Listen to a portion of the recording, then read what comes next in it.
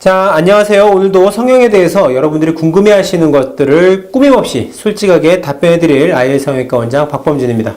오늘은 안면윤곽 2탄, 안면윤곽 후 일상생활을 보내면서 가장 궁금했던 부분에 대해서 파헤쳐 보도록 하겠습니다. 자, 윤곽 수술 후 뼈는 언제 붓나요?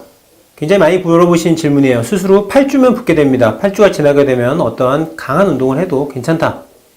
그리고 6달이 지나게 되면 뼈 자체, 상처 자체의 치료 과정은 종료된다고 보기 때문에 그 이후에는 플레이트의 제거도 가능하다. 이렇게 생각하시면 될 것 같습니다. 또 많이 물어보시는 게 윤곽 후에 식사는 언제부터 가능하느냐, 그리고 특히 고기 언제부터 먹을 수 있느냐 많이 물어보세요. 윤곽 후에 유동식을 드시는 걸 일반적으로 2주 정도 권해드립니다. 그 사이에는 입안에 실밥이 있고 구강 내에 정상적인 식이를 했었을 때 수술 부위에 손상을 줄 수 있기 때문에 유동식을 드시길 권해드리고요. 그 뒤에는 일반적인 식사가 가능하세요. 근데 이제 고기를 드시는 것도 고기도 굉장히 종류가 다양하잖아요. 자기가 먹을 수 있는 정도 내에서 드시면 되겠습니다. 다만 찔릴 수 있는 것, 가시가 있거나 매우 딱딱한 것들은 피하는 게 좋다. 그리고 가급적이면 좀 부드러운 걸 드셔라 라고 권해드리고 싶습니다. 자, 윤곽수술 상담을 받으러 오셨을 때 많은 분들이 비대칭의 개선에 대해서 많이 말씀을 하셔요. 제 얼굴이 짝짝이에요.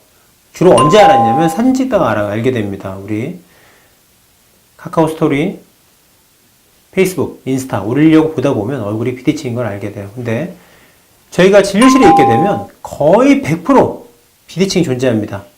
비대칭의 완전한 개선은 불가능하다고 생각되는데 그 이유는 골격 자체, 절대로 건드릴 수 없는 게 있죠. 우리 두상, 그리고 안화부, 코뼈의 위치, 또 물론 양악을 하면 약간 돌아갈 수도 있겠지만 치아의 교합선 절대 바뀌지가 않습니다. 이 부분들이 약간의 비대칭들, 그리고 또 역시 뼈만 비대칭이 있는 게 아니에요. 연부조직도 비대칭이 있죠. 비대칭은 어떻게 하느냐? 사진 찍어보면 알 수 있어요. 좌우가 다르겠죠. 하지만 이 비대칭의 개선이 수술의 목표가 될 수는 없고 전체적인 얼굴 라인의 개선이다. 근데 그 과정에서 비대칭은 좋아지는 것이다 라고 보는 게 맞습니다. 왜냐면 근본적으로 바뀔 수 없는 것, 절대로 움직이지 못하는 것들에 있어서 비대칭이 이미 존재하기 때문이에요. 특히 턱관절의 위치가 다른 분들이 많이 있어요. 그런 분들은 주로 어떻게 알게 되냐면 턱관절에서 소리가 나거나 입을 벌릴 때 치아 정중앙에서 이동을 하거나 또는 턱이 통증이 있는 분들이 많이 계세요. 그런 경우에 거의 턱관절 위치가 돌아가 있다고 보면 됩니다. 그런 것은 절대로 바뀔 수 없는 것이다. 그래서 우리 진료실에 와서 좀 더 솔직하게 얘기해야 돼요. 좀 더 예뻐지고 싶고 얼굴이 작아지고 싶은 것이지 비대칭이 개선돼야 된다. 아마도 이런 마음들이 있을 것 같아요. 수술을 받았을 때 나는 치료적 목적으로 했어. 나 비대칭의 개선 때문에 어쩔 수 없이 윤곽했어 라고 하지만 이것은 마치 춤을 추기 위해 클럽을 가는 것이다 같은 얘기예요. 그러니까 그 부분에 대해서 좀 더 솔직해질 필요가 있다.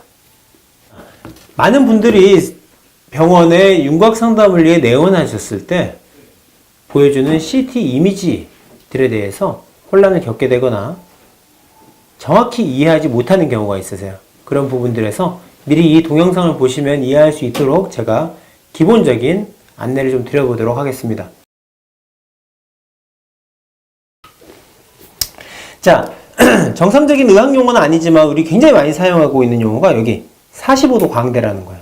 이 부분이죠. 눈의 45도 하방에 위치해 있습니다. 이 부분이 돌출되면 일반적으로 얼굴이 넓어 보이거나 싸나워 보여요. 특히 여성분들 경우에 이 경우가 여기가 돌출되어 있으면 조금 드센 느낌을 주게 됩니다. 그리고 여기가 광대 아치, 옆광대라고 하는 부분이에요. 이 부분이 넓게 되면 당연히 얼굴의 폭도 넓게 되겠죠. 그래서 CT를 보게 되면 이런 식의 이미지들, 아래 구멍이 이렇게 나 있는 이미지를 보게 될 겁니다. 이거는 광대뼈를 보기 위한 뷰예요. 그래서 이 45도가, 그리고 여기 옆광대가 어떻게 줄어들 수 있느냐에 대해서 설명을 들으시면 될 걸로 생각됩니다. 또 많은 분들이 스트레스 받는 부분 중에 하나가 웃을 때 이 부분 올라가는 분들이 있어요. 근데 여기서 감별해야 되는 거는 실제로 뼈가 큰 것이냐 아니면 살이 많은 것이냐. 여기에 살이 많은 경우에는 드물게 지방을 흡입해 주는 거, 레이저를 이용해서 지방을 약간 용해하고 지방을 뽑아주는 방법으로 개선을 시킬 수도 있습니다. 턱의 구조에 대해서도 역시 좀 설명을 드려볼게요. 우리 턱이 커, 사각턱이야, 네모네, 주로 어디죠? 여기에 귀가 있고 여기가 이 부분이에요. 이걸 고니알 앵글이라 그러는데 많은 여성분들이 여기 줄여주세요 하고 내원합니다. 여기가 실제로 벌어져 있고 굉장히 큰 경우도 있을 거예요.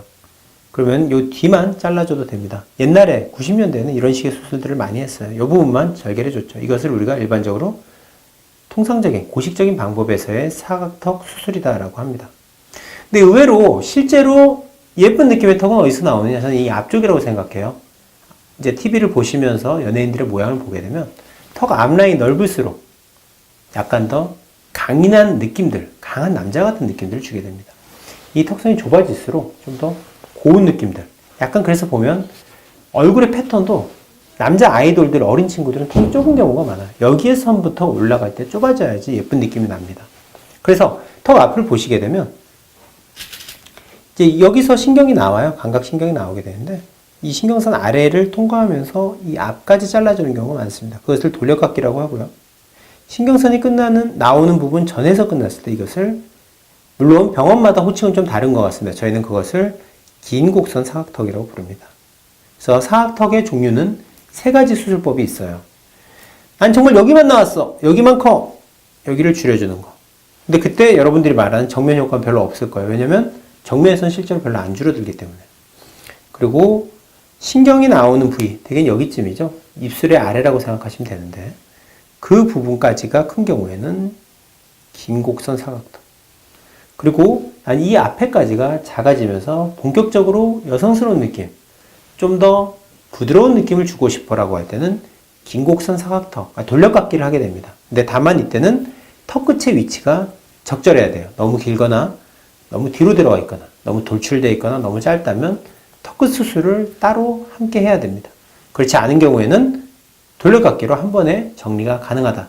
그래서 3가지 수술법이 있고, 그럼 돌려깎기와 긴 곡선 사각턱의 제일 핵심적인 차이는 뭐냐? 이 입 앞을 절개하느냐 아니냐에 있다고 생각합니다. 입 앞을 절개해야지 실제로 깨끗한 뼈의 형태를 얻을 수 있어요.